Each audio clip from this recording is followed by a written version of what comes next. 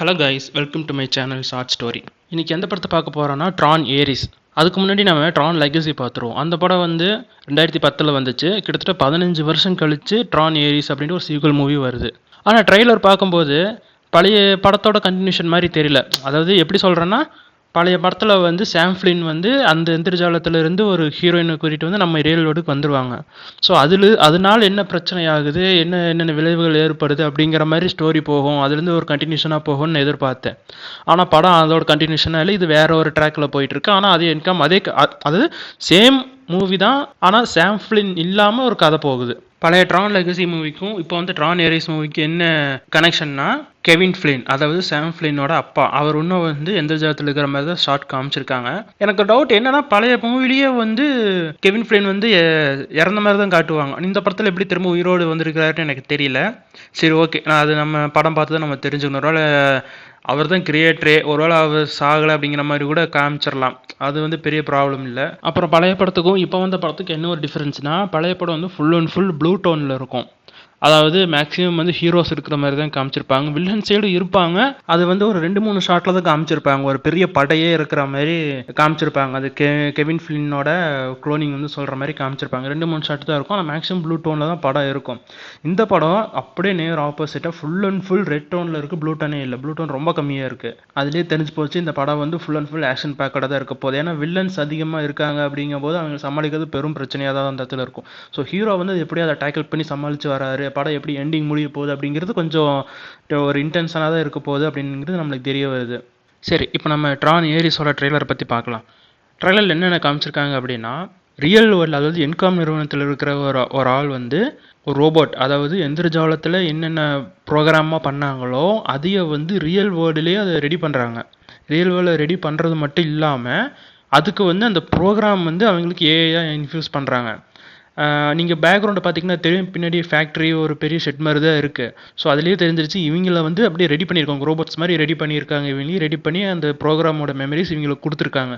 So அப்படி தான் வந்து இவங்க வந்து நம்ம வேர்ல்டுக்கு வராங்க. டேரெக்டாக வந்து பழைய படத்தில் எப்படி காமிச்சிருப்பாங்கன்னா, வில்லன் வந்து டேரெக்டாக நம்ம வேர்ல்டுக்கு வர மாதிரி காமிச்சிருப்பாங்க. ஹீரோயின் அப்படி தான் வந்திருப்பாங்க. இங்கே அப்படி காட்டாமல் ரியல் வேர்ல்டில் அவங்களுக்கு ஒரு பாடின்னு ஒன்று கொடுத்து அந்த ப்ரோக்ராம்ஸ் மைண்டை வந்து இவங்களுக்கு இன்ஃப்யூஸ் பண்ணி இவங்க வந்து வர்ற மாதிரி படம் காமிச்சிருக்காங்க. ஆனால் வர்றது எல்லாமே வந்து ஒரு நெகட்டிவ் தாட்டில் இருக்கிற ஒரு கேரக்டர் தான் எல்லாருமே வராங்க. ஒருவேளை வில்லனோட ரியல் வேர்ல்டு இருக்கிற வில்லனோட தாட்டா அப்படிதான் இருக்குமான்னு தெரியல. ஏன்னா அவனும் வந்து இந்த உலகத்தை நானும் ஆள போகிறேன் அப்படின்ட்டு ஒரு மைண்ட் தாட்டில் பண்ணனா என்னன்னு தெரியல. ஆனால் எல்லாமே அப்படி தான் வந்திருக்கு. ஆனால் அவன் அந்த மாதிரி பண்ணதாகவும் தெரியல. ஏன்னா என்ன சொல்லுவாங்கன்னா, அந்த வில்லன் வந்து என்ன சொல்கிறாரு, என்னால் எல்லாத்தையும் கண்ட்ரோல் பண்ண முடியும்னு சொல்லும்போது இன்னொருத்தங்க வந்து எல்லாத்தையும் என்னால் கண்ட்ரோல் பண்ண முடியுமா அப்படின்னு ஒரு கொஸ்டின் கேட்கும்போது இவர் கொஞ்சம் ஒரு மாதிரி பார்க்குறாரு. ஸோ இவர் ஏதோ பண்ண போய் அது மிஸ்யூஸ் ஆன மாதிரி தான் அந்த சீனே இருக்குது அந்த ட்ரெய்லரில்.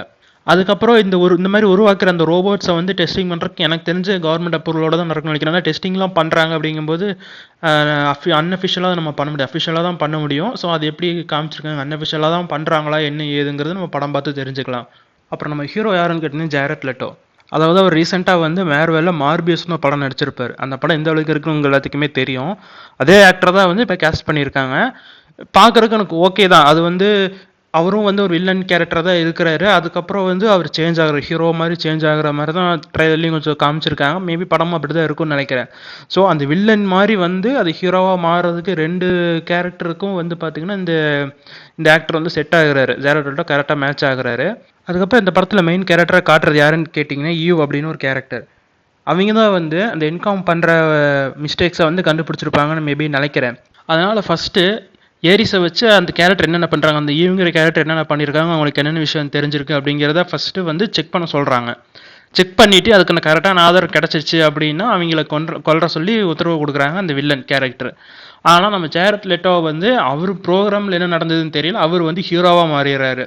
ஹீரோவாக மாறிட்டு யாரை கொள்ள ப்ரோக்ராம் பண்ணியிருக்காங்களோ அவங்களுக்கே வந்து ஹெல்ப் பண்ணுற மாதிரி தான் ட்ரெயிலரில் காமிச்சிருக்காங்க. மேபி அந்த ஈவுங்கிற கேரக்டர் வந்து படம் ஸ்டார்டிங்லேருந்து எண்டிங் வரைக்கும் இருக்குன்னு நினைக்கிறேன். அந்த கேரக்டர் தான் படத்தோட மெயின் கேரக்டராக இருக்க போகுது.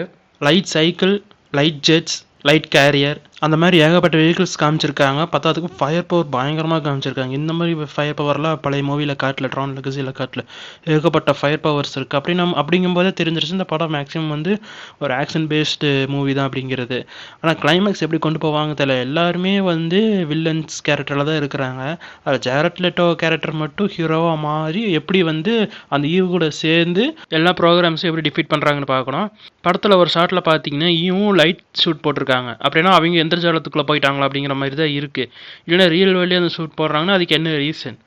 ஸோ இதெல்லாம் வந்து படம் பார்த்தா தான் தெரிஞ்சுக்கணும். ஆனால் படம் வந்து ஃபுல் அண்ட் ஃபுல் ஆக்ஷன் பேக்கடாக தான் இருக்க போகுது. ஓகே கைஸ், உங்களுக்கு இந்த வீடியோ பிடிச்சிருந்தா லைக் பண்ணுங்கள். யாரெல்லாம் ட்ரான் ஏரிஸ் மூவிக்கு போவீங்களோ அவங்கள கமெண்ட் பண்ணுங்கள். மறக்காமல் சப்ஸ்கிரைப் பண்ணியிருங்க.